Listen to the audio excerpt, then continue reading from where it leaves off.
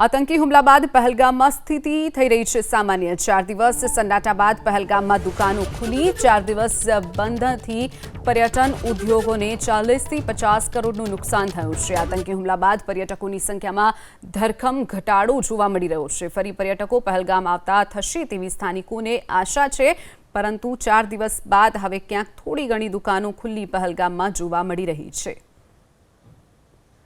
22 अप्रैल को हुए आतंकवादी हमले के बाद जिस पहलगाम में सन्नाटा छाया हुआ था, धीरे धीरे ही सही, लेकिन अब वहां की जिंदगी पटरी पर आती हुई दिखाई दे रही है।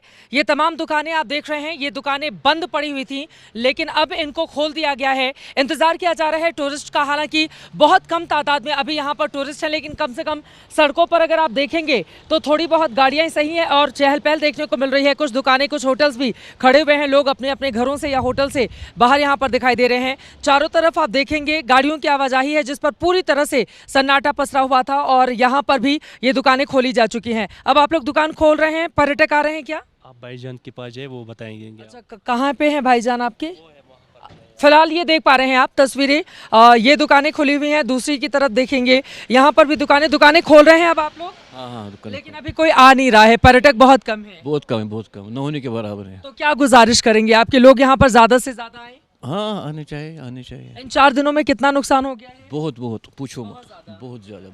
बहुत ज्यादा नुकसान हो जी हाँ, बहुत ज़्यादा हो गया, बहुत ज़्यादा हो गया। तो अब आप लोग खोल रहे हैं दुकानें धीरे धीरे, उम्मीद है कि अब यहाँ पर लोग इंशाल्लाह काम लगेगा, टूरिस्ट भी आएंगे इंशाल्लाह, क्योंकि ये जो हुआ है ये बहुत ही गलत हो गया है, बहुत ही गलत। जिसने भी किया बहुत ही गलत किया। यकीनन पहलगाम के जिस हिस्से में आप जाएंगे, सबका यही कहना है कि ये जो हुआ है वो पूरी तरह से गलत हुआ है।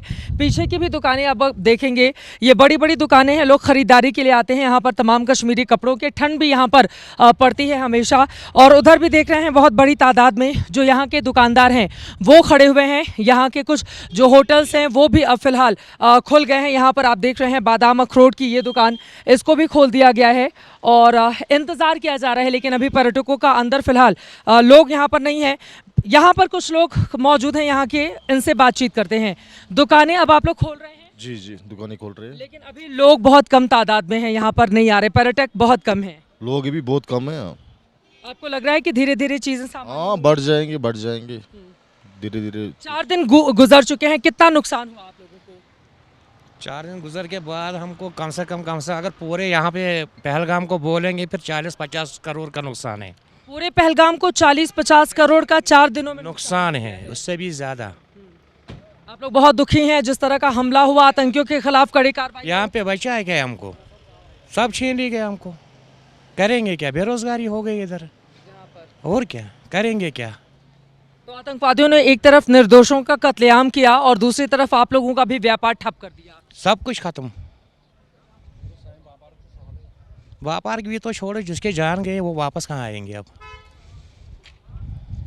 सब लोग बहुत दुखी हैं। यहाँ पर अगर आप आएंगे, बात करेंगे, आतंकवादियों के खिलाफ बहुत कड़ी कार्रवाई की मांग इन लोगों की ओर से की जा रही है। और ये उस पहलगाम की आवाज़ है जहाँ पर यहाँ से बस चंद दूरी पर वो बैसरन घाटी है जहाँ पर आतंकवादी हमले को अंजाम दिया गया है। लेकिन दुकानें फिलहाल यहाँ पर खोली जा चुकी हैं और कहा जा रहा है कि 3 से 4 दिनों के भीतर ही यहाँ से तकरीबन 40 से 50 करोड़ से ज़्यादा का नुकसान हो चुका है। भरपाई कब और किस रूप में होगी ये देखना महत्वपूर्ण रहेगा। लेकिन फिलहाल यहाँ के लोग आतंकवादियों के खिलाफ कड़ी कार्रवाई की मांग कर रहे हैं और इसी के साथ ही साथ लगातार ये अपनी सहानुभूति उस परिवार के प्रति भी जता रहे हैं जिनके लोग यहाँ पर मारे गए। कैमरामैन मनोज अधिकारी के साथ चित्रा त्रिपाठी, पहलगाम, ABP न्यूज़।